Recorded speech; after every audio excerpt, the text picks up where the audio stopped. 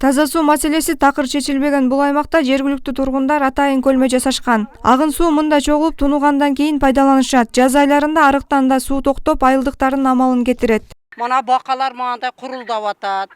Неме şu суду ичебиз, балдарыбыз күндө суу чечек, кычычкак болуп, раса оорулар болуп атат шунан. Апаралы десек, доктурубуз узакта, Кызылкияга апарыш керек, болсо Араванга апарыш керек.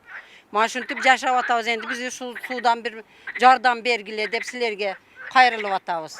Суу тартыш аймак Араван районуна караган Төө Моюн айыл өкмөтүнө карайт. 100дөн ашуун түтүн байырлаган кыштак бул маселе менен кайрылбаган чиновниге калган эмес. Өткөн жума өкмөттүн Ош облусундагы өкүлү кабар алды. Бирок көйгөй качан чечилери дагы да так айтылган жок. Оорулары, суу чечек оорулары чыгып атат. Мана манактан мен ачыгын эле айтам, кишилерден уялбастан эле. Эч кийимдер агып келет ушул суудан. Өлүктөр агып келет. Дагы бизди Алла сактап атат. Сага мен айтарым да, вообще мынандай кыласыңар. Дайым ушундай чоңдор кесе, биздин арык толук суу болот. Сен ушул сууга жооп бере аласыңбы, 10 күн алып кетеришке? Мен жооп бере албайм. Ошондо ачыгын айтайын. Төө Моюн айыл өкмөтүнүн жери таштак болгондуктан суу тартыштыгы күч. 2014-жылы атайын долбоор иштелип чыккан, бирок бүгүнкү күнгө чейин жыйынтыгы чыккан эмес.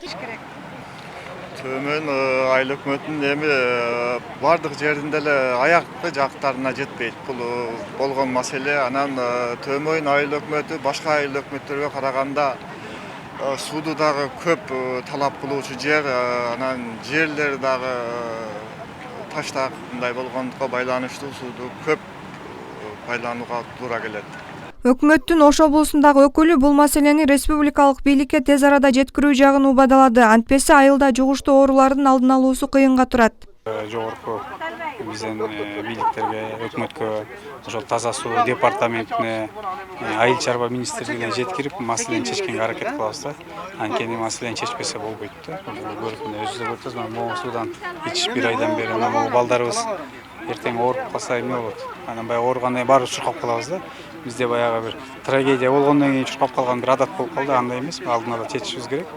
Эске сала кетсек, Ош шаарында 485 айыл болсо, анын 187си таза сууга муктаж. Ага ылайык январь айында президент Сооронбай Жээнбеков 2019-жылы бюджеттен калкты ичүүчү таза суу менен камсыз кылууга 350 миллион сом каралганын айткан. 2024-жылга чейин Кыргызстандын калкы толук таза суу менен камсыз болорун да билдирген. Зарина Рахманбердиева, Чыңгыз Маматаев, 7 канал, Араван.